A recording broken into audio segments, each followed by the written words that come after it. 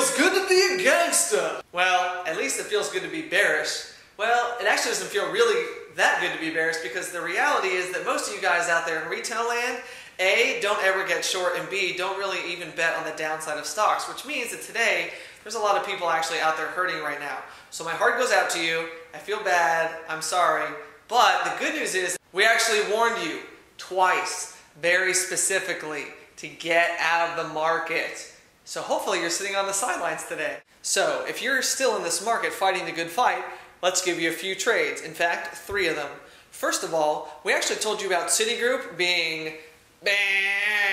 And when I say bah, what I really mean is we don't like the stock, not even a little bit. So what we did was we went out and we actually told you to get long some January 2013 Bank of America.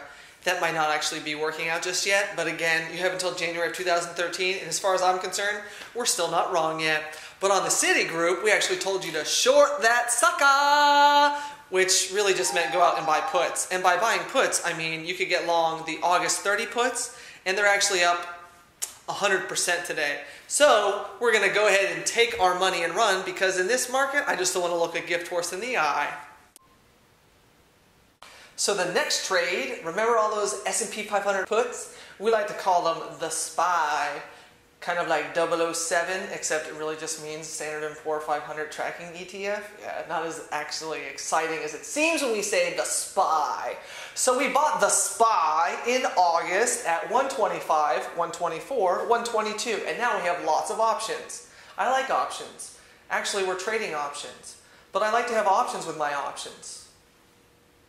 Anyway, so we got long all kinds of SPY puts, and today, when everyone was running for the door, we sold more puts against our puts that were long. So what we've done is created calendars. We sold the June weeklies, the June monthlies, the July monthlies, and some August monthlies. And what's going to happen is each month, bing, bing, bing, bing, hopefully these are all going to expire worthless. And what we've actually done is if you add up all of those puts that we sold against it, then we actually got our long puts for free.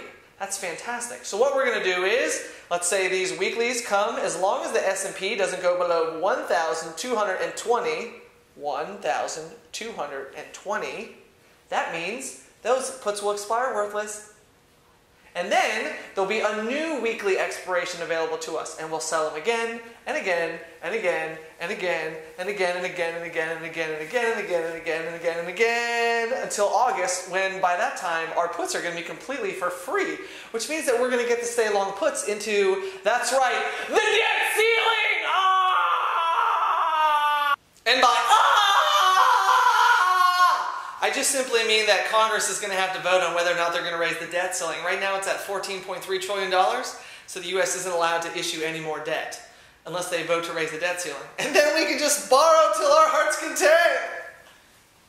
But just in case that doesn't happen, and there's an issue like a blow-up, like remember the financial bailout package which resulted in a down 800 points in the Dow day?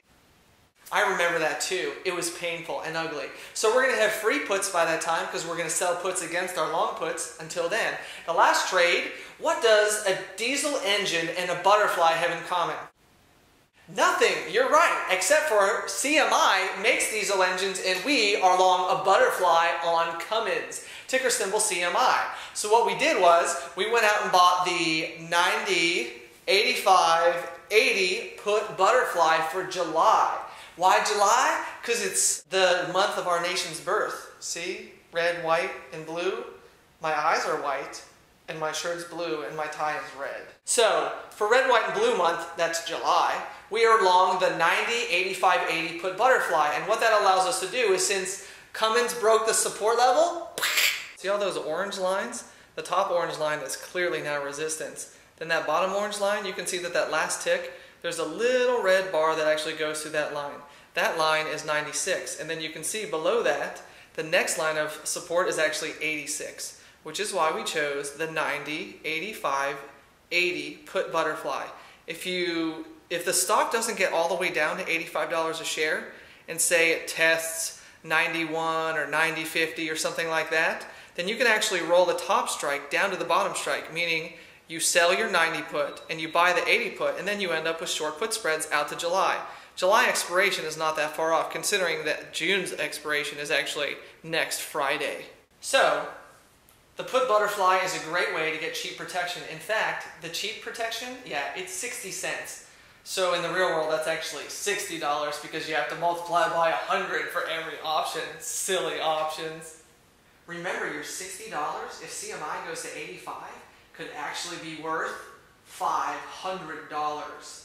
But it's unlikely that you're going to get right on the money. So what you want to do is you want to leave this thing a butterfly until it's really clear that the stock's not going to go below $90 a share, at which point you should probably make it into a short put spread. And you only have to get 60 cents for it because that's how much we're paying for the trade. So it's a nice, pretty low risk way to play the downside bet. You take a super cheap shot at CMI going to the down to its next support level. And if this market gets to 1250 or certainly 1220, there's every reason in the world to think that thing gets to its next level of support. So until next time, remember, Rachel, yeah, the old host of Lunch at the Market, she's probably going to have a baby next week, which means that on Monday we might not get this to you during the trading day. But be on the lookout. We'll get you something before the day's over. And as always, don't forget to check at StockPicker or go to stockpicker.com. Remember, you have to leave out the E in picker. That way you get to the website. And if you don't remember StockPicker, just go to magnumopusfinancial.com/lunch and you'll look. There's a link to StockPicker right from our website. We're always published every day, Monday through Friday, on stockpicker.com. So thanks for joining us again on Lunch at the Market. Have a great weekend and be a little bearish.